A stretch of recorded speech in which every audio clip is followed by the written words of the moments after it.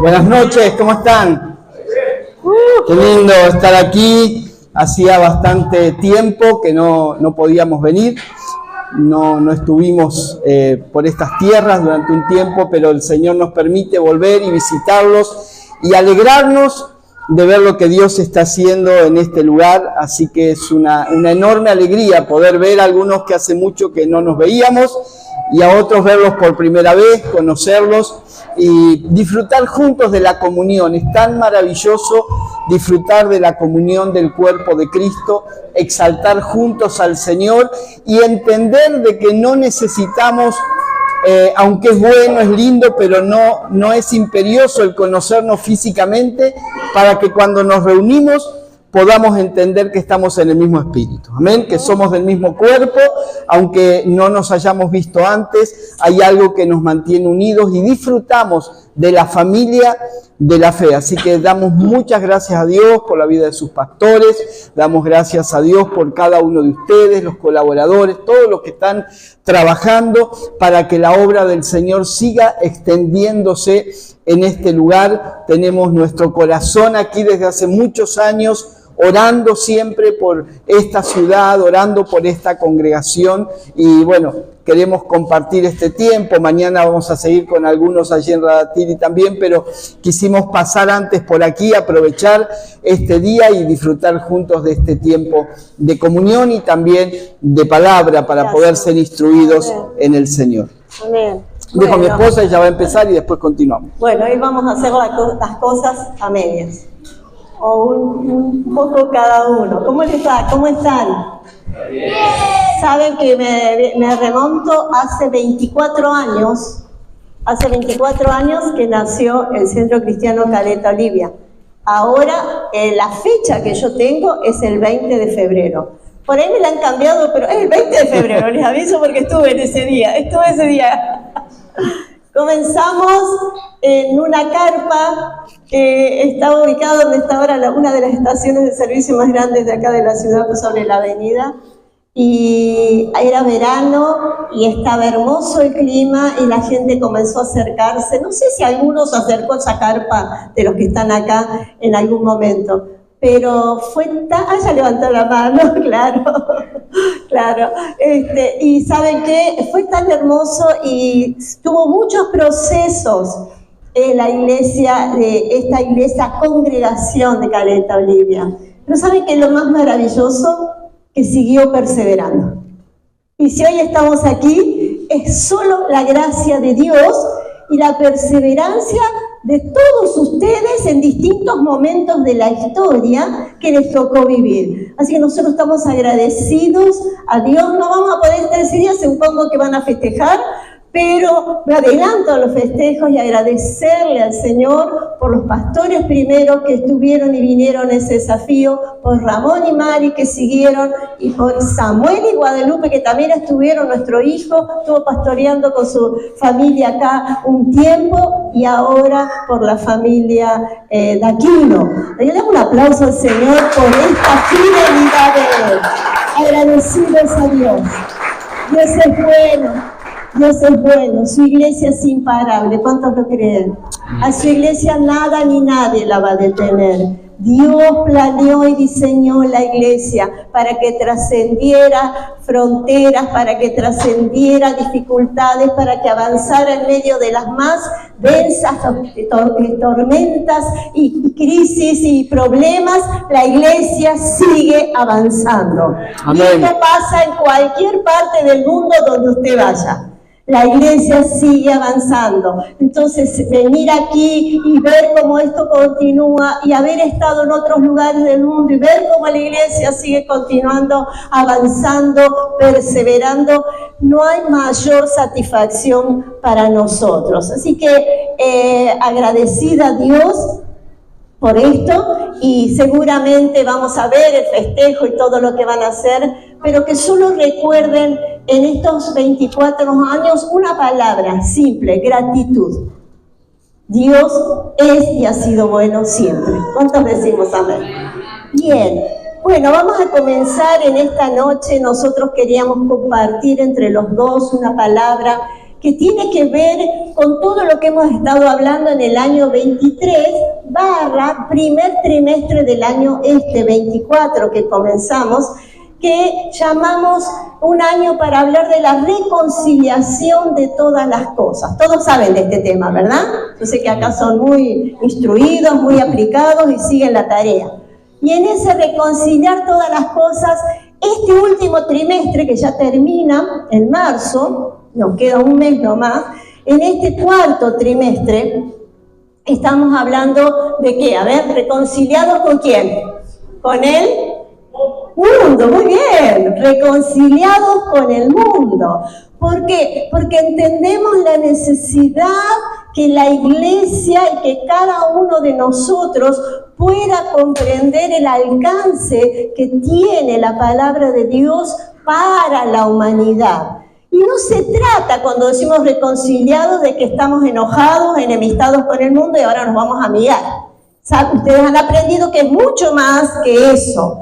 Se trata de hacer nuestra tarea de tal modo de que este mundo y su sistema y todos los que viven en él vuelvan al diseño en el que fueron creados, vuelvan al original. No vivan más en una burda fotocopia, sino que vivan en el original. Se trata de hacer volver a todo lo que es mundo que conocemos al orden establecido por Dios desde la eternidad. Saben que el mundo no funciona hoy 100% en el orden establecido por Dios. Y nosotros, la iglesia, somos los responsables de hacer volver al mundo, a las personas, al sistema, a todo lo que compone el mundo, a ese orden establecido. Se trata de llevarlos a la luz y a la plenitud. Se trata de llevarlos a la cruz.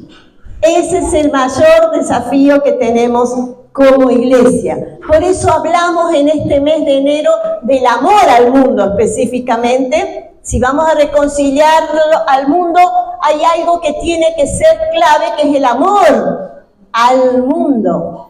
Al mundo. Y acá sería largo de explicarlo, estamos hablando de amar el sistema, estamos hablando de amar a la creación de Dios, a lo que Él ha creado, a las personas específicamente, y la iglesia fue llamada a amar como Él nos amó, ¿o no? Y ahí, por eso necesitamos reconciliarnos con esa esencia, con ese que es más que un concepto. Necesitamos empezar a reconciliarnos, a amar a las personas, a la creación de Dios, como Él las amó. Él nos amó a todos cuando estábamos muertos. Y nos pide que nosotros amemos a los que no conocen todavía a Cristo, que están muertos, de la misma manera que Él nos amó a nosotros. Y a veces en esto hay un conflicto, porque algunos dicen, no, este nunca va a cambiar, es un cabeza dura, jamás va a aceptar al Señor, jamás va a querer saber nada de Dios. ¿Han escuchado esas expresiones? Y nosotros estamos cerrándole ya las puertas con nuestras palabras, pero va mucho más que eso. Y sobre esto que la iglesia fue llamada a amar al mundo, es parte de todo lo que Dios nos llamó a ser administradores. Miren, hay algo glorioso que como iglesia hemos entendido y hemos recibido de parte de Dios, es que fuimos llamados como iglesia y cada uno a administrar todos los misterios de Dios. Todas aquellas cosas que recién orábamos, que se nos abre el entendimiento, que entendamos, que se nos revele. Hemos sido llamados a administrar cosas que todavía no entendíamos, pero por la gracia de Dios las vamos entendiendo. ¿O no le ha pasado en este tiempo? Y usted dice, ahora entiendo. Esa frase, ¿sabe qué significa? Recibir revelación. Ahora veo con los ojos del Espíritu. Hemos sido llamados a administrar su vida. Porque la vida del Hijo vive en nosotros. ¿Cuántos saben esto? Que Jesús no está con nosotros, sino está en nosotros. Y la vida de Él hemos recibido. Estos días hablaba un poco de este tema que es tan apasionante, que administramos la gloriosa vida que costó mucho más que piedras preciosas y el oro. Costó la sangre preciosa del Hijo, esa ofrenda de Dios que dio. Y esa vida, nosotros fuimos llamados a administrarla. ¿Y cómo la administramos? La administramos manifestándola, mostrándole al mundo que tenemos la vida de Cristo. Esa es la función de la iglesia como administradora. También administramos el evangelio, el mensaje del evangelio eterno. No predicamos, vení a la iglesia, portate bien, no fumes, no tomes, haz esto, aquello. No predicamos reglas, predicamos el evangelio eterno. El evangelio eterno que le fue dado a Abraham y que se consumó a través de los siglos y que sigue vigente. Ese evangelio que nos dice que nosotros fuimos llamados por Dios con un propósito desde antes de la fundación del mundo, elegidos por Él para llevar adelante ese propósito eterno. Administramos, ¿qué más? Los tesoros divinos. ¿Alguna vez están esos tesoros que los quiero? No son tesoros temporales, visibles, eternos. Son tesoros espirituales, eternos, internos, que no los vemos con estos ojos, pero que sabemos que lo tenemos. La gracia de Dios es uno de los tantos tesoros que tenemos. La salvación es uno de los tantos tesoros que administramos. ¿Cuántos saben que estos son tesoros? Amén. La vida del Hijo, como le decía recién, tesoros divinos, y así podríamos seguir enumerando.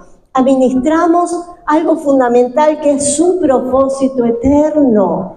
Esto es glorioso. Y si el propósito eterno no lo entendemos, lo podemos resumir en las palabras justamente del apóstol Pablo, que dice de que él vino a reconciliar consigo mismo a todas las cosas. Ese es el propósito, el sueño, el diseño, el deseo de Dios, el querer de Dios, el propósito de Dios, que se reúnan todas las cosas en Cristo. Y nosotros como iglesia, y cada uno de ustedes y yo, trabajamos para eso como administradores. ¿Cuántos sabían que eran administradores? Podemos ser buenos o malos, pero somos administradores. Y en esa administración que se nos ha dado, hay un aspecto que es muy importante, por demás importante podría decir yo, que es el sacerdocio. El sacerdocio universal de cada hijo de Dios.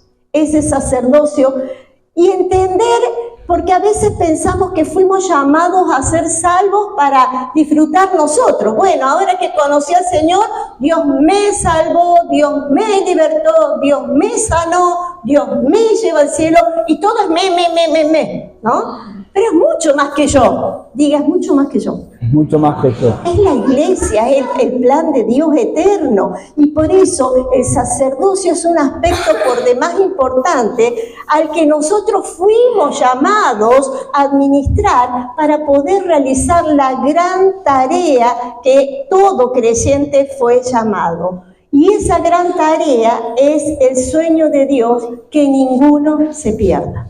Para que todo aquel que crea en Él no se pierda. Y yo lo resumo en estas palabras, que ninguno se pierda. Esto tiene que ver justamente con ese sacerdocio al que nosotros fuimos llamados a administrar y a trabajar conjuntamente con Dios como iglesia para cumplir esa gran asignación y también el sueño de Dios. Dios quiere que todos procedan al arrepentimiento. Ese es el deseo, el anhelo, la gran ambición de Dios. La gran ambición. Si alguien es ambicioso, es Dios, le digo. Hay que distinguir las ambiciones.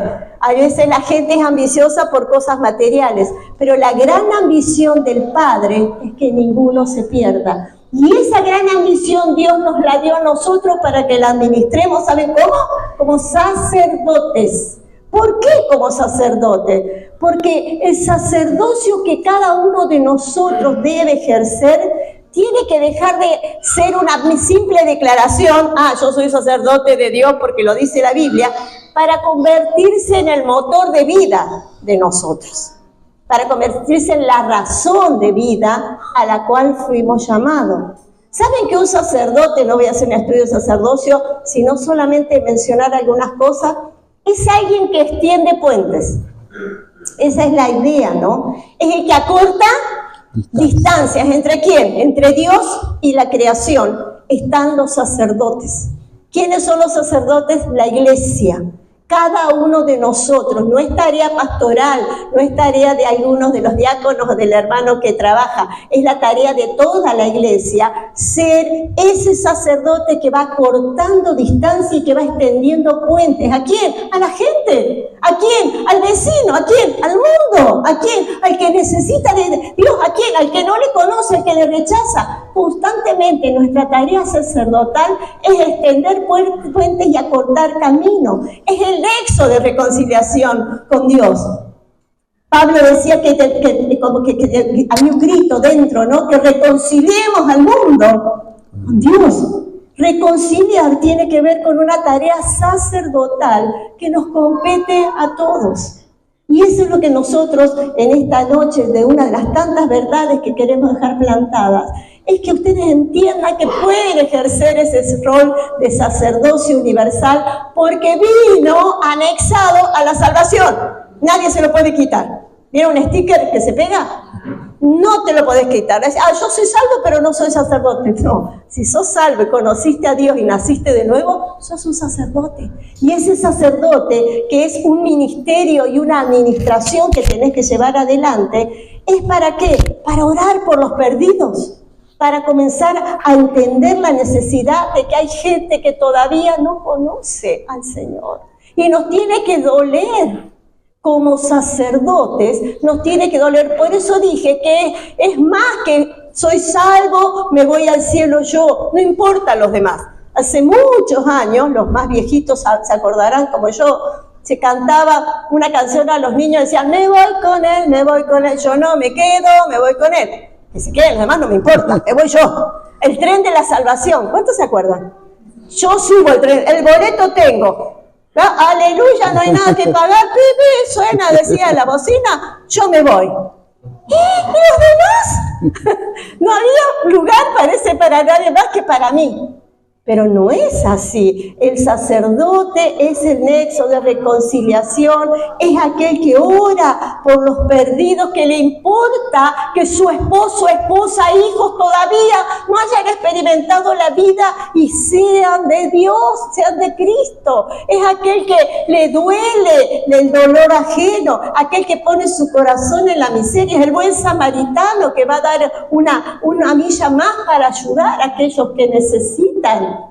Saben que el mundo está lleno de acción social, pero la acción social por sí misma no sirve, ¿o sí? Yo le puedo dar un plato de comida un día, un mes, un año a una persona, pero si no le hablo de Cristo, esa persona con el estómago lleno se va a ir al infierno.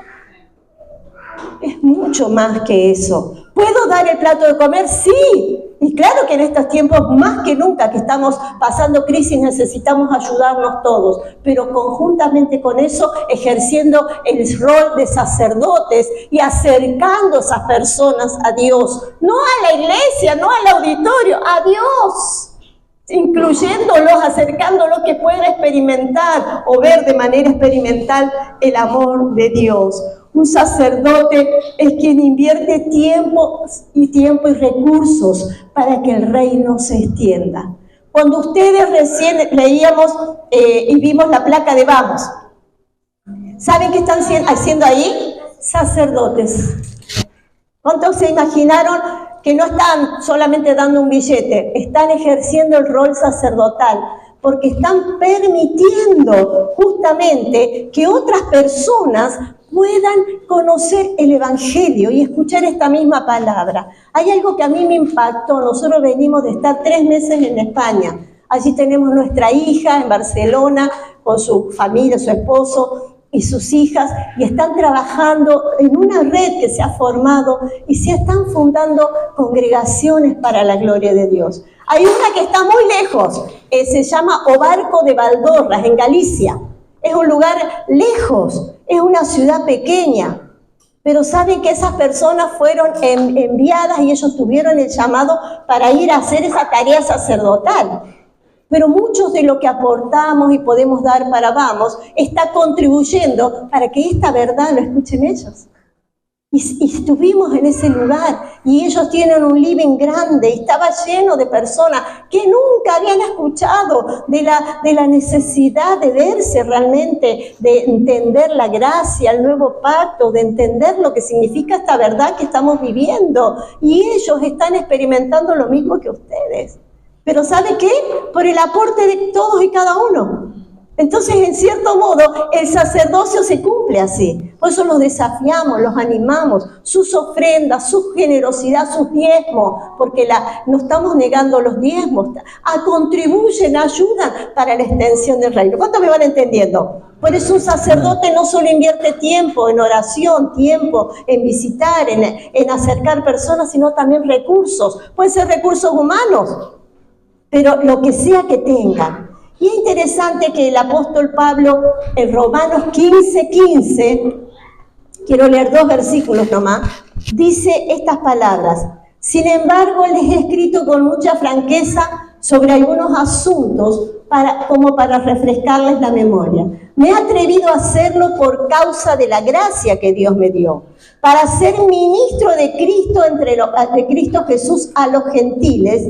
Yo tengo, dice Pablo, el deber sacerdotal de proclamar el Evangelio de Dios a fin de que los gentiles lleguen a hacer una ofrenda aceptable a Dios, santificada por el Espíritu Santo. Acá encontramos nuestra función sacerdotal. Pablo nos dice que él tenía un deber sacerdotal, o sea, él se veía y él sabía que era un sacerdote, y ese sacerdocio incluía una proclamación. ¿La proclamación de qué? El Evangelio. No era cualquier cosa, no era vení que te voy a dar autoayuda, vení que te voy a hacer sentir mejor, no, de proclamar el Evangelio. Esa es la tarea del sacerdote. Tenemos un deber sacerdotal de proclamar el Evangelio de Dios. Y esta proclamación tiene una meta precisa: presentar ofrenda aceptable a Dios. Miren qué interesante que es. Cuando usted y yo, como sacerdote, ejercemos y administramos esta gracia que Dios nos ha dado y logramos que alguien se acerque, lo acercamos a Dios, ¿saben qué estamos haciendo? Dándole una ofrenda a Dios. Cada vida que nosotros podemos predicarle y ganarla para el reino es una ofrenda que le podemos dar al Padre. No es dinero solamente, una vida es una ofrenda. Dice, para el fin de que los gentiles lleguen a hacer una ofrenda aceptable a Dios, santificada por el Espíritu Santo. ¿Saben sobre qué base se puede desarrollar solamente este ministerio sacerdotal o esta gracia sacerdotal? Sobre la base del amor. El que no ama, no le importa a nadie. El que no ama piensa en sí mismo.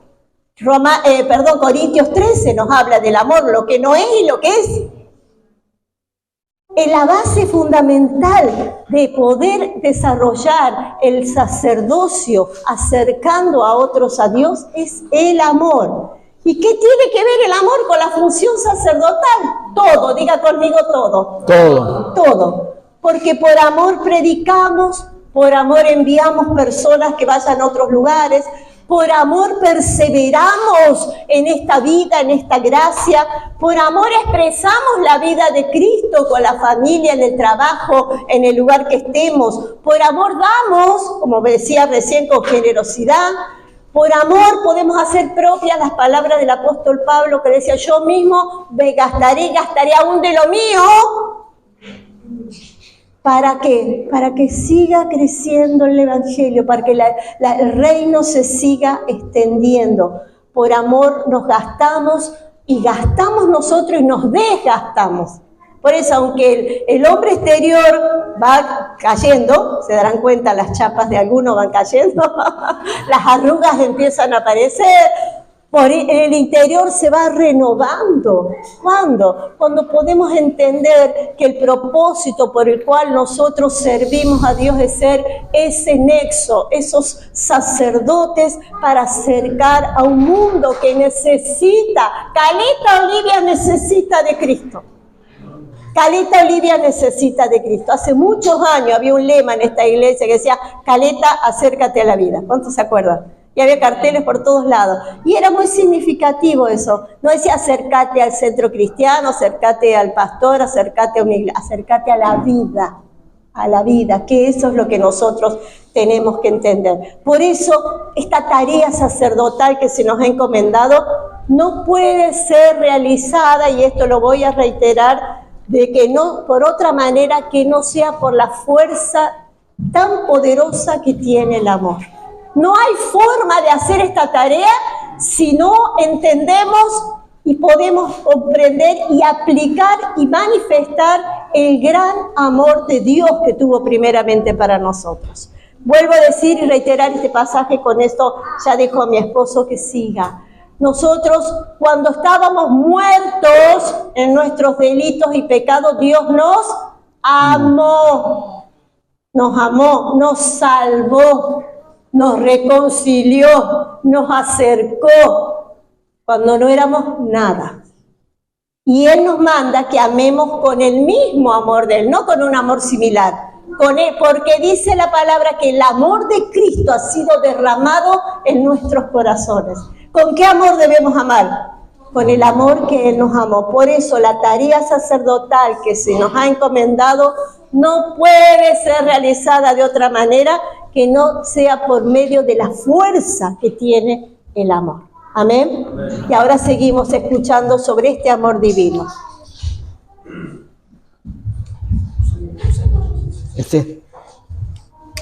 Ahí estamos. Qué tremendo que es ver cómo palabras, conceptos, realidades que a veces las manejamos de manera separada, confluyen en un momento determinado como este. Conceptos como administración, sacerdocio, evangelización, salvación, amor, los hemos manejado tal vez de manera separada, particionada en determinados momentos, aplicados a distintas cosas, pero vemos cómo todo esto confluye con el plan y el propósito eterno de Dios para la humanidad, y esto es maravilloso, ¿sí? Mi esposa terminaba hablando acerca de que esta tarea no puede ser realizada de otra manera que no sea por medio de la fuerza del amor. Y este amor, como también ella expresó, no es nuestro amor, no es mi amor, es su amor, amén. Es el amor divino, es el amor de Dios a través del cual nosotros podemos amar.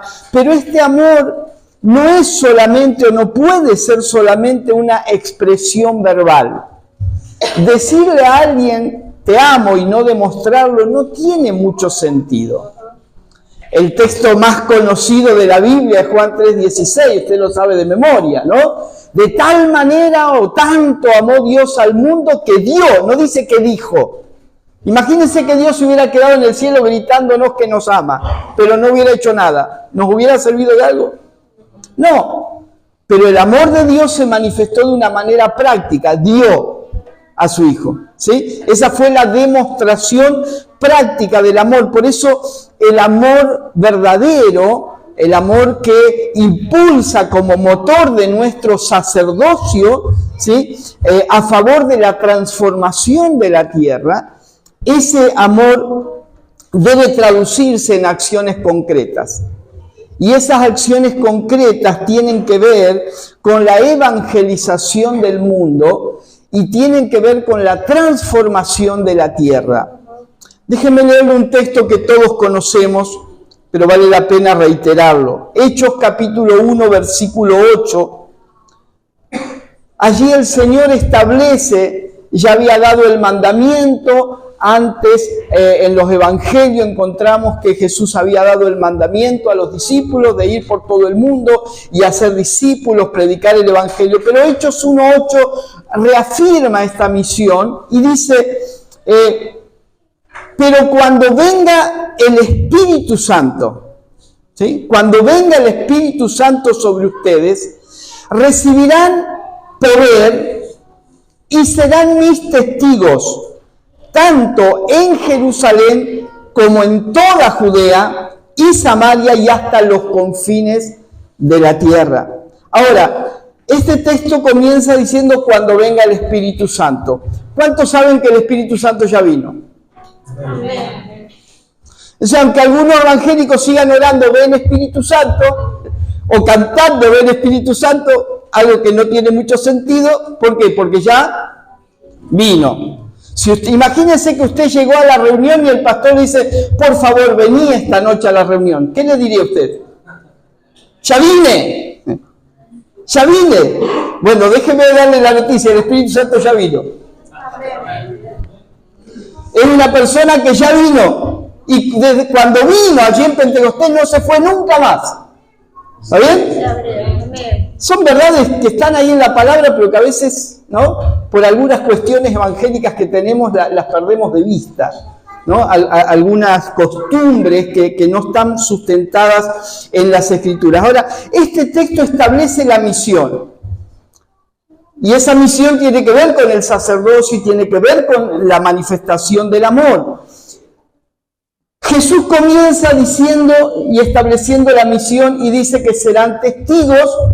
Usted sabe que la palabra testigos en su raíz original significa mártir.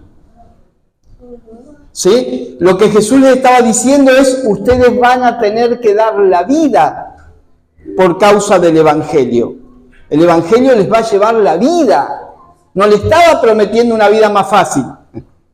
Le estaba prometiendo martirio a los discípulos, ¿sí? Ahora, ese llevar el Evangelio a costa de la vida tenía que empezar en Jerusalén, en toda Judea, en Samaria y hasta lo último de la tierra. Yo veo en esto, y hablo de la iglesia evangélica en general, dos extremos que corremos el peligro de abrazar. Por un lado, el extremo de Jerusalén solamente. ¿Qué representa Jerusalén?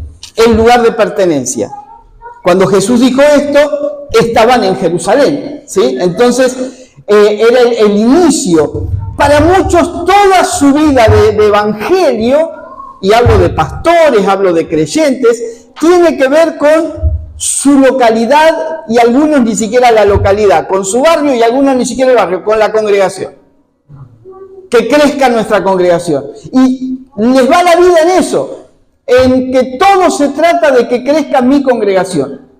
Y no hay espacio para mirar un poco más allá, y ni siquiera ni hablar de los confines, ni hablar de las naciones, porque estamos tan encerrados en nuestro pequeño mundo, en nuestra congregación, que obviamente es un lugar que administramos, pero nos quedamos centrados allí y no podemos ver más allá.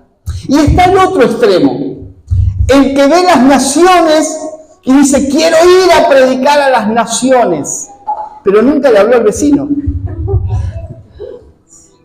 ¿No? Es la visión global, la visión de las naciones, pero a nivel local no le predico a nadie, ¿no? Alguien decía en forma jocosa, aquellos que tienen el llamado de ir a la China, pero nunca le predicaron al chino de la esquina, ¿no? Y tiene que ver con esto, con una visión parcial. Ahora Jesús, y déjenme dar vuelta el orden, porque la misión de Dios tiene que ver con las naciones. Jesús dice, hasta los confines de la tierra.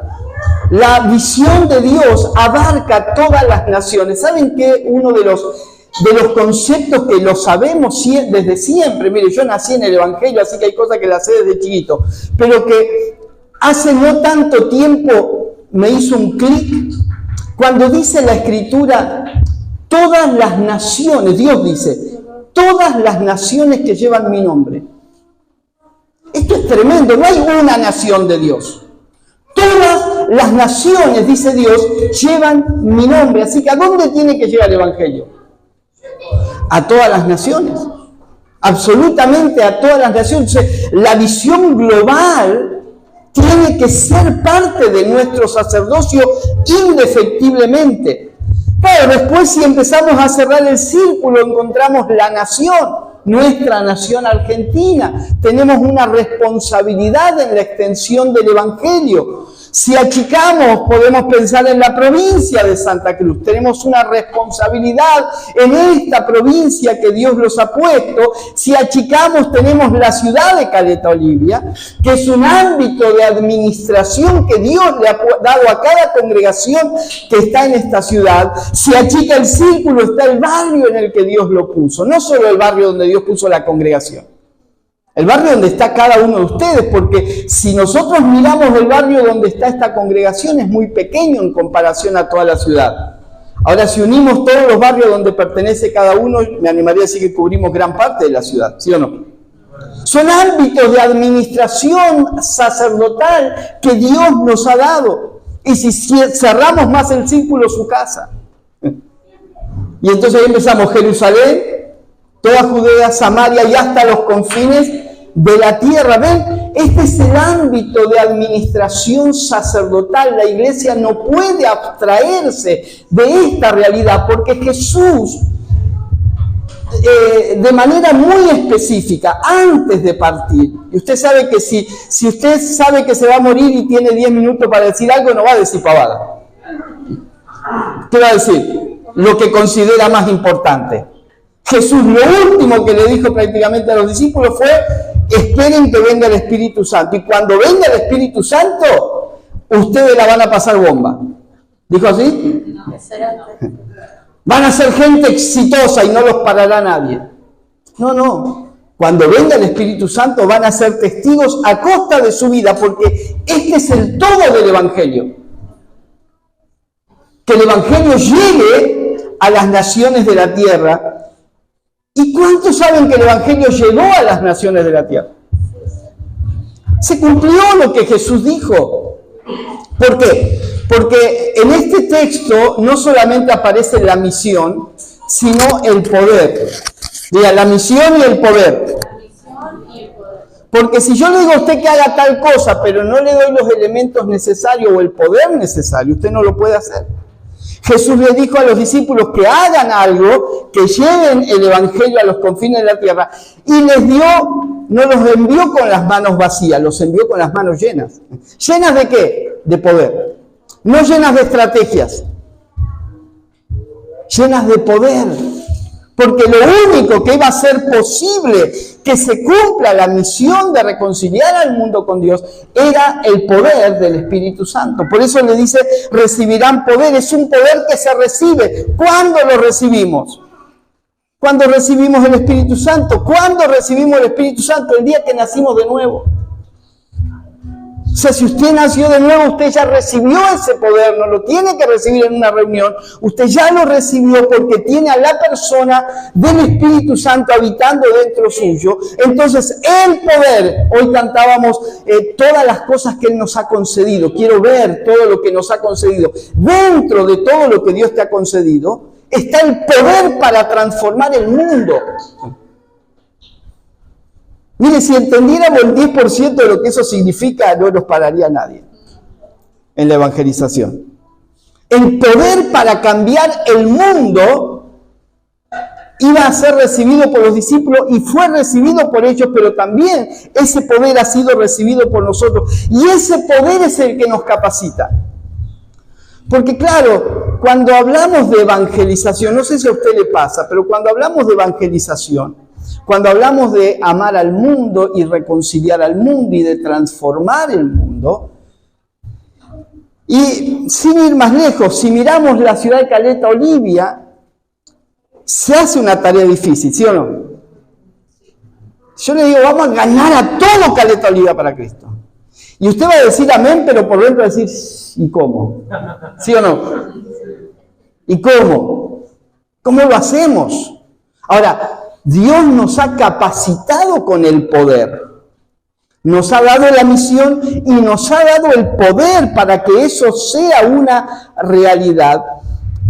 Y déjenme decirle, porque acá quiero entrar a un punto que me parece muy importante, que Dios, porque una de las sensaciones que nos absorben muchas veces es que nos sentimos insuficientes. Nos sentimos impotentes frente al avance del mal. ¿Le ha pasado eso? Vemos que el mundo avanza y nosotros como iglesia queremos avanzar y como que siempre estamos ahí frenados, ¿sí? Entonces, aquí es donde tenemos que entender una realidad, y es que Dios, a lo largo de la Biblia y a lo largo de la historia, siempre trabajó con lo inadecuado y con lo insuficiente para realizar sus planes. Así que si usted se cree insuficiente, bienvenido. Si creemos que como congregación no vamos a ser suficientes para ganar a Caleta, bienvenido. Está bien sentir eso, porque esa es la realidad desde el plano terrenal. Pero no es la realidad final. Es un principio de realidad para no depender de nosotros, sino de la gracia de Dios. Amén. Mire, algunos ejemplos de la Escritura y después le hablo un poquito de la historia. Comencemos con Moisés. Moisés, criado, usted sabe, ¿no?, por la hija de Faraón en el palacio, adiestrado en todo, en la parte intelectual. Imagínese cómo es instruido quien va a ser el futuro faraón, quien puede ser el sucesor del faraón. No era una persona apocada, no era una persona sin carácter. ¿Cómo se los educaba? Con un carácter fuerte, para llevarse al mundo por delante, para decirlo bien sencillo, ¿no? Se los preparaba psicológicamente, intelectualmente, para ser una persona de carácter, que no tuviera piedad de nada y que todo lo que se propusiera lo lograra. Así fue criado Moisés. Y él se la creyó, se creyó lo que era, y cuando él en un momento, ya sabiendo él, consciente de que pertenecía al pueblo de Dios, ve que se estaba maltratando a uno de sus hermanos, ¿qué hace? Mata al egipcio. Yo lo voy a liberar, yo tengo fuerza, yo soy entrenado militarmente, así que no van a tocar a mi pueblo. Pero ese Moisés a Dios no le servía. Ese Moisés se creía adecuado para la tarea de liberación. Se creía suficiente por toda su preparación. ¿Qué hizo Dios? Vamos al desierto, a la escuela. 40 años. ¿Sabe en criollo qué hizo Dios en esos 40 años? Lo embruteció. Lo embruteció. Al punto que después de 40 años, cuando Dios lo llama, en la zarza, usted conoce toda la historia, ¿qué dice Moisés? ¿Y cómo voy a ir? Soy tartamudo, no sé ni hablar. Era otro Moisés. Se sentía completamente inadecuado. Y me van a recibir, ¿y en nombre de quién voy? ¿Cómo van a saber? ¿Y cómo sé yo que me van a aceptar? O sea, tenía todas las dudas, las incapacidades. El Señor le preguntó una sola cosa. ¿Qué tenés en tu mano? ¿Qué tenés en tu mano? ¿Y qué tenía Moisés en la mano? Una vara. Ahí está, ¿ves? Tiró en el piso que hizo una serpiente. Exactamente. Miren, los chicos nos predican a nosotros. Una vara, un palo. Porque la vara suena muy espiritual. No, un palo. Un pedazo de madera, de una rama de un árbol. Esa era la vara que tenía para hacer de bastón Moisés y caminar allí en el desierto. Pero fue suficiente, y no le voy a contar, ya las chicas hicieron una introducción de lo que hizo la vara. Pero con esa vara abrió el Mar Rojo, con esa vara convirtió el agua en sangre. Fue el instrumento de Dios que tuvo en la mano quien fue después el libertador de una nación que vivía bajo la esclavitud de la potencia más grande que había en el mundo. Nosotros leemos tan rápido esas cosas. Sí, el Señor lo sacó de Egipto y Faraón. Era la potencia, el imperialismo del mundo, el imperio que gobernaba el mundo, poder militar, poder absoluto del Faraón, hacía lo que le daba la gana con la gente. Y este hombre, sin confianza en sí mismo, pero ahora confiando en Dios, con lo que tenía en la mano, pudo libertar a Israel. ¿Ven cómo actúa Dios? ¿Ven que Dios no eligió a Moisés siendo el primer Moisés, que era el más adecuado? Con este que tiene labia, como decimos los argentinos, ¿no? Con este que sabe hablar, que chamulla bien, va a convencer al faraón, con este que tiene estrategias militares. No, nada de eso le servía a Dios. Lo que le servía era un corazón dispuesto. Lo que le servía era un hombre que ya perdió la confianza en sí mismo, pero ahora confiaba en él. Amén. Si seguimos la historia, Gedeón tenía que ir con un ejército para enfrentar a los enemigos y el Señor dijo, son muchos. Porque si ganan van a creer que ganaron porque eran muchos. Así que a los miedosos mandalo a los desprevenidos, después a los miedosos mandalo a toda casa y se quedó con 300 y no le voy a contar la historia que usted ya sabe. Con 300, con pocos, inadecuados, insuficientes desde el punto de vista militar, libertó a Israel. ¿Qué hablar de David y Goliat? ¿Qué podía hacer David, un muchachito con una Honda frente a Goliat? Con una Kawasaki, ya no. Frente a Goliat, ¿qué podía hacer? Era lo inadecuado contra lo adecuado para ganar una batalla y sin embargo Dios obró. Y déjenme ir un poquito más al Nuevo Testamento. Usted también recuerda cuando Jesús vio la multitud y dijo, es tarde, tienen que volver a su casa, están con hambre, van a desfallecer. Y le da una orden a los discípulos que se habrán mirado unos a otros los discípulos, ¿no? Diciendo, ¿y ahora qué hacemos? ¿De qué nos disfrazamos? Denle ustedes de comer. Se calcula 10.000 personas por lo menos, pues 5.000 hombres, sin contar mujeres y niños. Denle ustedes de comer. Imagínense los discípulos. Y viene uno y hace otra pregunta reveladora. Dice, acá hay un muchacho que tiene unos panes y unos peces, pero ¿qué es esto para tantos? Esa pregunta es reveladora. ¿Qué es esto, lo que tenían en la mano, para tanta gente? Y esa es la gran pregunta nuestra, Señor, ¿cómo vamos a ganar nosotros? ¿Qué es esto? 100 personas, 200, sumemos a todos los creyentes de Caleta, ¿cuánto habrá? ¿3.000, 4.000, 5.000? ¿No sabes? Ponele 5.000, ¿cuántos habitantes hay? 100. 70. 5.000 para 70. No hacemos nada. ¿Qué es esto para tantos? Pero esa matemática no funciona con Dios porque esos pocos panes y peces insuficientes desde todo punto de vista para satisfacer el hambre y la necesidad del momento fueron absolutamente suficientes una vez que estuvieron en las manos del Señor. En las manos del Señor todo se multiplicó. ¿Amén? Che, amados, no dijo algo el pastor Duilio tremendo que todos lo sabemos, pero que es una gran verdad. Los limitantes están acá. Nosotros, y mi esposa me decía, somos los que decimos, este no se va a convertir, este no, ni loco, no podemos, en mi casa no quieren saber nada. Nosotros ponemos los límites, pero amados, fuimos llamados a una tarea sacerdotal. Piensen en los 120. Primero los discípulos, cuando Jesús dice, hasta los confines de la tierra, habrán pensado ellos, ¿cómo? Somos un puñado. Somos un puñado para todo el mundo conocido, bajo un imperialismo, el imperio romano, que obviamente impedía la predicación. Por eso Jesús le habló del martirio, ¿sí? O sea, tenían todas las contras posibles. Imagínense, no había aviones, ni autos, nada de transporte rápido, todo era caminando, en barco, meses para llegar de un continente a otro, semanas para llegar de una ciudad a otra. Habrán pensado, es una locura pensar en los confines de la tierra. Es una locura pensar en las naciones.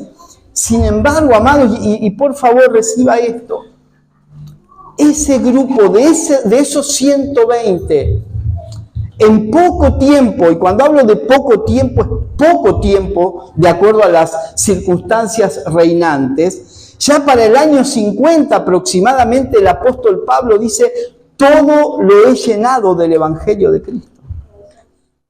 El mundo conocido había escuchado en 20 años, porque estamos hablando año 30, 33, que Jesús fue crucificado, o sea, cuando Jesús resucita, antes de ascender, le dice esto a los discípulos. Pablo escribe 20 años después, años 50 y tantos. O sea, en 20 años, estos locos revolucionaron el imperio romano.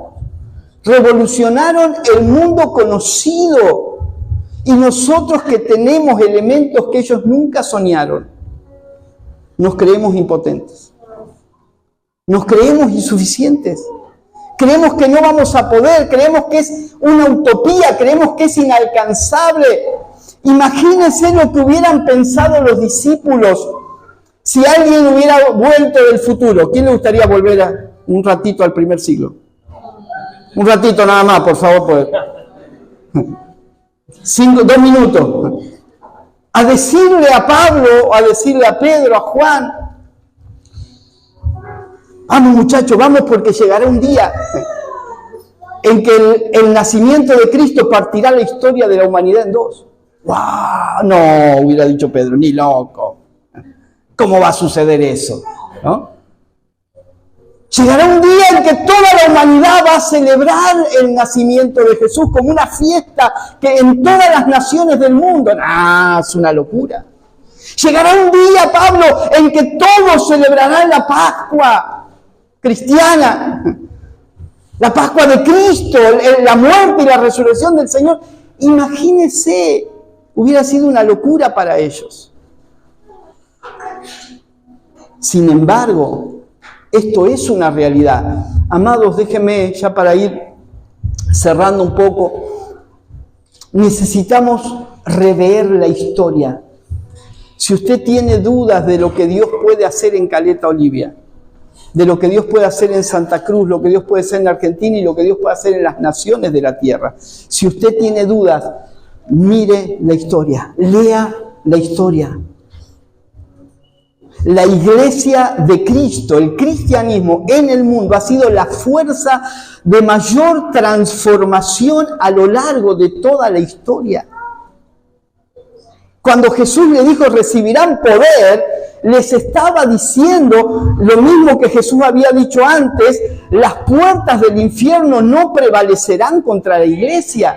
Y a lo largo de la historia el infierno se ha levantado de distintas formas, no para meterse en la iglesia, todo lo contrario, para frenar el avasallamiento de la iglesia, y no ha podido. ¿Sabe? Tristemente hay cristianos que tienen una mentalidad tan derrotista. Creen que el diablo hace y deshace lo que quiere en el mundo. Y nosotros hacemos lo que podemos. El diablo maneja el mundo y nosotros somos un pequeño pueblo muy feliz que nos encerramos un poquito para que el mundo no nos absorba, ¿no es cierto? Y hermano, ¿se imagina que si la iglesia hubiera crecido con esa mentalidad a lo largo de la historia? Pero la mentalidad fue otra. Escuche, por favor, el mundo ha sido, y esto es una realidad, el mundo ha sido transformado por la iglesia de Cristo. Déjeme decirle esto con mucho respeto. Si a usted le dijeron, como me dijeron a mí muchos años, que el mundo está cada vez peor y va a la destrucción, déjeme decirle que le mintieron, descaradamente. Con buenas intenciones, pero nos mintieron. Porque si usted mira el mundo del primer siglo, y del segundo, y del tercero, y del cuarto, y mira el mundo de hoy, le puedo asegurar que este mundo es mucho mejor. Es mejor en dignidad humana, es mejor en respeto humano, es mejor en todos los sentidos posibles, en libertad humana. En todos los sentidos posibles es mucho mejor vivir hoy que vivir en el primer siglo. Creo que lo dije acá la última vez que estuve, pero para los que no estuvieron, en el primer siglo, en el Imperio Romano, era común que si un matrimonio tenía una niña, como la mujer no valía mucho, la dejaban en el campo para que se la coman las fieras o mueran de frío. Era común, ni siquiera era penado por la ley. Era común. Las mujeres no tenían ningún derecho. Los esclavos eran considerados, lo hablábamos en uno de los estudios de la escuela de ministerio, los esclavos eran considerados una herramienta con movimiento, con autonomía, pero una herramienta, una cosa. Cuenta la historia de una mujer que porque un esclavo le rompió una copa, lo hizo matar, porque le rompió la copa. Entonces, cuando usted mira hoy los derechos de los niños, los derechos de la mujer y del hombre, los derechos de los trabajadores, cómo se respeta la dignidad humana, aunque hay gente que no lo hace, pero hablo legalmente. Hace un tiempo me puse a estudiar la Declaración de los Derechos Humanos de las Naciones Unidas. Si a alguno le gusta el tema, búsquelo en Google, es fácil. Y usted se pone a leer 30 declaraciones que todas podrían estar sustentadas con 3 o 4 versículos bíblicos. Y eso, gente pagana que no conoce a Dios, entendió que es la mejor forma de vida de las naciones. ¿Sabe qué es todo eso? Transformación mediante el Evangelio. Pero claro, la mente derrotista nos dice, si todo va peor, ¿qué hacemos nosotros? Si todo va de mal en peor y el mundo va a ser destruido, ¿qué hacemos nosotros?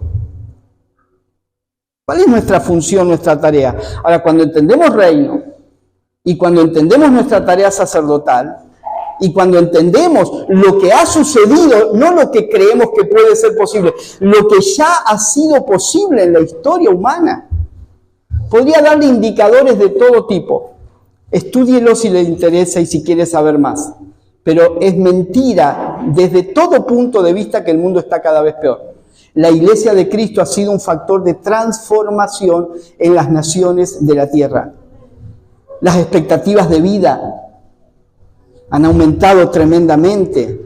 La salud de la gente, la calidad de vida de las naciones va permanentemente en aumento. Aunque hay cosas que están mal porque el corazón del ser humano sin Dios está mal y va a seguir mal. Pero para eso está la Iglesia. Amén. Para eso está la Iglesia, para cumplir una misión transformadora, amados. Esa es la responsabilidad que tenemos cada uno de nosotros. Cuando Jesús dijo, recibirán poder y me serán testigos hasta lo último de la tierra.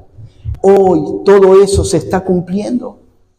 Los rincones más escondidos de la tierra, allí hay palabra de Dios.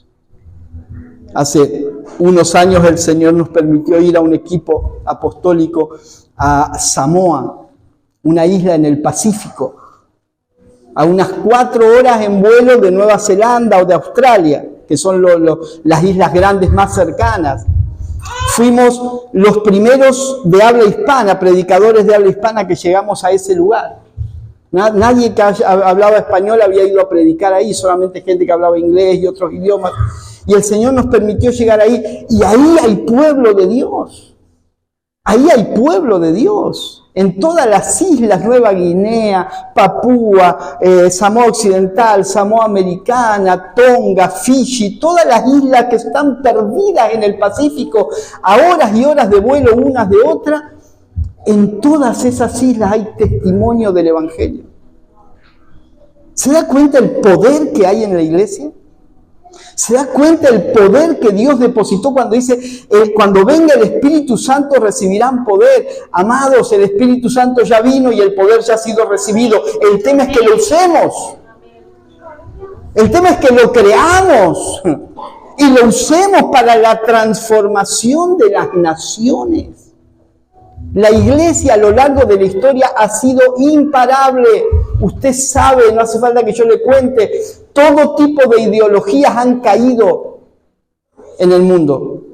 Los imperios han caído, gobiernos han caído. Estandartes del mundo que nadie pensaba que un día podían caer, como el muro de Berlín y la cortina de hierro, han caído. Y otros que todavía están seguirán cayendo. Lo único que no ha caído y que se sigue levantando y se sigue extendiendo es la iglesia de Cristo. Y usted y yo somos esa iglesia. Por eso cuando hablamos de amar al mundo y reconciliar al mundo, no es una utopía, es posible. El tema es que lo creamos. Cuando hablamos de una administración sacerdotal, es porque es posible. Es posible que el plan de Dios se cumpla. Es posible que las naciones avancen en el conocimiento de la verdad y de hecho están avanzando. Por todos los rincones de la tierra hay reportes de crecimiento del Evangelio. En países donde todavía ciertos gobiernos o ideologías no han caído, pero un día caerán, téngalo por cierto, pero que todavía son antagónicos y hostiles al Evangelio, allí la iglesia crece imparablemente. La iglesia de China crece imparablemente. a pesar de ser perseguidos. ¿Por qué? Por causa del poder que se nos ha conferido. Entonces, a veces los pentecostales hablamos mucho del poder del Espíritu Santo. La pregunta es, ¿qué hacemos con ese poder? No, la reunión estuvo llena de poder. ¿Quién dijo que el poder es para las reuniones? Jesús nunca dijo, recibirán poder y tendrán reuniones tremendas. No dijo, recibirán poder y toda la ciudad va a venir a donde están ustedes. No, recibirán poder para que ustedes vayan, no para que la gente venga. Que la gente venga va a ser un resultado de que nosotros vayamos. Amén. Pero tenemos que entenderlo, iglesia. Tenemos que creerlo. Tenemos que amar al mundo. Por causa de falta de visión en este aspecto, hay gente que no ama al mundo. No, el mundo está bajo el maligno. Por supuesto, el que no ha creído en Cristo está bajo el maligno. Pero a esa gente hay que amarla. Por esa gente murió Cristo. No, me da asco lo que hacen en mi lugar de trabajo. Ojalá el Señor me sacara de ahí, porque la boca que tiene es una cloaca. Dios te puso ahí, Dios no te quiere sacar de ahí. Dios te puso ahí para que los ames. Dios te puso ahí para ser un agente de transformación. Pero nosotros tenemos ideas tan raras. Señor, sacame, dame otro trabajo porque el ambiente acá es muy malo. Y el Señor te dice, pero si por eso te puse. Porque el ambiente es malo, si no, ¿para qué te quiero ahí? ¿Para qué quiero luz donde no hay tinieblas? Si voy a poner luz, la voy a poner donde más oscuro está. Hay un mundo demandante.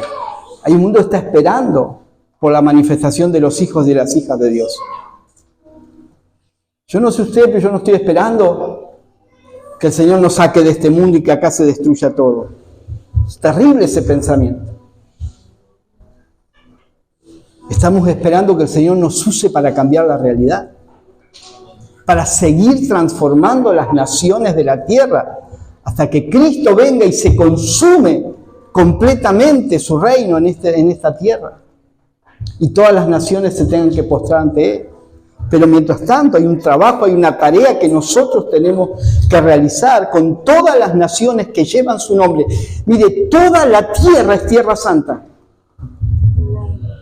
Si usted quiere, voy a visitar Tierra Santa, ¿a dónde vas a ir? Mañana vamos a Radatil a visitar Tierra Santa. El lunes vamos a Las Heras a visitar Tierra Santa. Hoy estamos aquí en Caleta visitando Tierra Santa porque toda la tierra le pertenece al Señor. Amén. Póngase de pie, vamos a orar en esta noche. Vamos a pedir al Espíritu Santo que nos revele, que nos muestre, nos enseñe, que nos dé su perspectiva. A veces estamos tan contaminados con la perspectiva de la tradición que hemos recibido, de lo que siempre hemos escuchado, de lo que algún famoso dice o escribe y que tiene influencia sobre el resto, pero hay un llamado en este tiempo a volver a la Escritura, no a los influencers, a las Escrituras. ¿Qué dice la Biblia? Pero no versículos aislados. ¿Cuál es el concepto completo de la Escritura con respecto al plan de Dios, al propósito eterno de Dios, al misterio escondido, a lo que Dios se propuso desde antes de la creación del mundo en sí mismo, de reunir todas las cosas en Cristo? Tenemos que volver a esa realidad. Amén. Señor, te damos gracias en esta noche. Gracias por este tiempo, gracias por este ámbito, por esta congregación, por este lugar, por sus pastores, los colaboradores. Gracias, Señor, por estar aquí hoy disfrutándote y disfrutando tu vida en la vida de mis hermanos, disfrutándonos unos a otros por medio de tu vida. Señor, gracias por este llamado sacerdotal, por esta administración que nos has dado. Y porque nos has capacitado con amor y con poder y con amor, para seguir haciendo aquello para lo cual nos has llamado.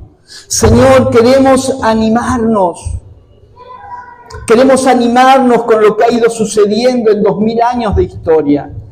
Queremos animarnos al ver cómo el Evangelio se ha expandido, cómo el Evangelio ha crecido, cómo sigue creciendo, cómo ha sido imparable a pesar de persecuciones, a pesar de ataques externos e internos. Nada ha podido ni podrá detener el avance de tu reino en la tierra por medio de la iglesia.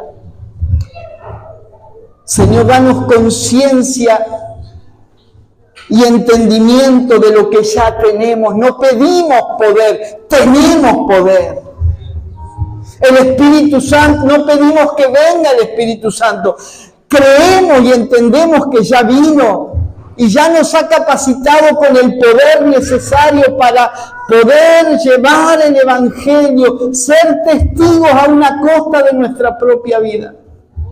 Llevar el Evangelio a las naciones de la tierra, pero también llevar el Evangelio a nuestro hogar. Tengo el deber sacerdotal, Señor, tenemos el deber sacerdotal. Hacemos nuestras las palabras del apóstol Pablo. Tenemos el deber sacerdotal de proclamar el Evangelio. No el Evangelio de la iglesia evangélica, el Evangelio de Dios. Tenemos el deber sacerdotal de proclamar el Evangelio de Dios a todas las naciones de la tierra, hasta que toda rodilla se doble y toda lengua confiese que Jesucristo es el Señor, para gloria de Dios Padre.